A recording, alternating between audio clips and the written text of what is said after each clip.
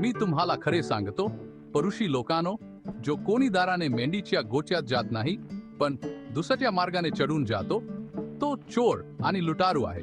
जो दाराने आत येतो तो मेंढपाळ आहे. दारपाल त्याच्यासाठी दार उघडतो आणि मेंढरे त्याचे ऐकतात.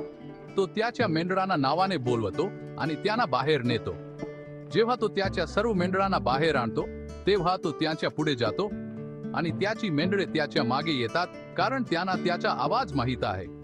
पण ते कधीही अनोळखी माणसाच्या मागे जाणार नाहीत. खरं तर ते त्याच्यापासून पळून जातील, कारण त्यांना अनोळखी माणसाचा आवाज ओळखत नाही.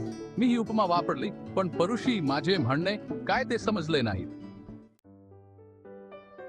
म्हणून मी पुन्हा म्हणालो, मी तुम्हाला खरे सांगतो, मी मेंढरांसाठी दार आहे. माझ्या आधी जे आले ते सर्व चोर आणि लुटारू होते, पण मेंढरांनी त्यांचे ऐकले नाही. मी दार आहे. जो कोणी माझ्यामधून आत येईल तो वाचेल. ते आत येतील आणि बाहेर जातील आणि चारा शोधतील. चोर फक्त चोरी करण्यासाठी, मारण्यासाठी आणि नष्ट करण्यासाठी येतो. मी आलो आहे जेणेकरून त्यांना जीवन मिळावे आणि ते पूर्णपणे मिळावे. मी चांगला मेंढपाळ आहे. चांगला मेंढपाळ मेंढरांसाठी आपला जीव देतो. मजूर मेंढपाळ नसतो आणि मेंढरे त्याची नसतात.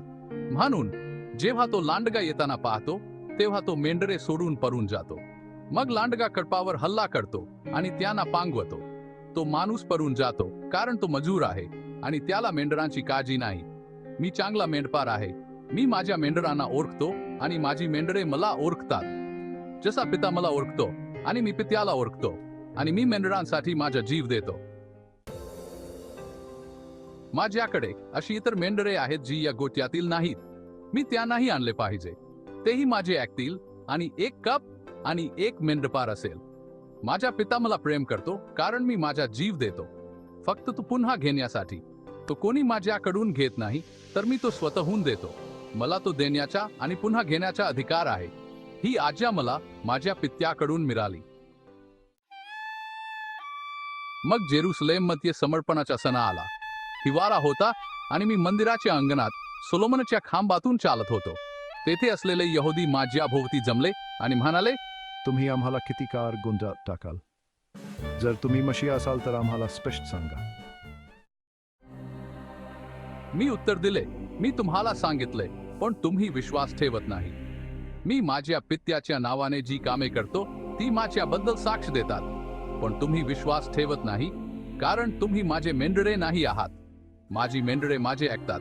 मी त्यांना ओळखतो आणि ते माझे अनुसरण करतात. मी त्यांना अनंतकाळचे जीवन देतो आणि ते कधीही नष्ट होणार नाहीत. कोणीही त्यांना माझ्या हातातून हिसकावू शकणार नाही. माझा पिता ज्याने ते मला दिले आहेत, तो सर्वांपेक्षा महान आहे.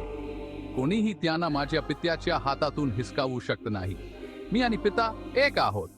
पुन्हा त्याच्या यहुदी विरोधकांनी मला दगड मारण्यासाठी दगड उचलले, पण मी त्यांना म्हणालो, मी तुम्हाला पित्याकडून अनेक चांगली कामे दाखवली आहेत. यापैकी कोणत्यासाठी तुम्ही मला दगड मारता? आम्ही कोणत्याही चांगल्या कामासाठी दगड मारत नाही आहोत, तर ईश्वर निंदेसाठी, कारण तुम्ही केवळ एक माणूस देव असल्याचा दावा करता. मी त्यांना उत्तर दिले, तुमच्या नियमशास्त्रात लिहिलेले नाही का, मी म्हटले आहे की तुम्ही देव आहात? जर त्याने त्यांना देव म्हटले असेल, ज्यांच्याकडे देवाचे वचन आले होते आणि शास्त्र बाजूला सारले जाऊ शकत नाही, तर ज्याला पित्याने स्वतःच्या म्हणून वेगळे केले आणि जगात पाठवले त्याचे काय? मग मी देवाचा पुत्र आहे असे म्हटल्यामुळे तुम्ही मला ईश्वर निंदेचा आरोप करता. जोपर्यंत मी माझ्या पित्याची कामे करत नाही, तोपर्यंत माझा विश्वास ठेवू नका.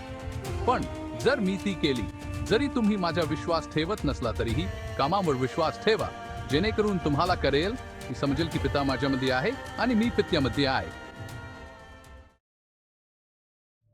पुन्हा त्यांनी मला पकडण्याचा प्रयत्न केला, पण मी त्यांच्या तावडीतून निसटलो.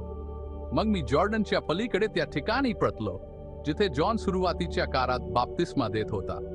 तेथे मी राहिलो आणि अनेक लोक माझ्याकडे आले. ते म्हणाले, जरी जॉनने कधीही चिन्ह केले नाही, तरी जॉनने या माणसाबद्दल जे काही सांगितले ते खरे होते, आणि त्या ठिकाणी अनेकांनी माझ्यावर विश्वास ठेवला.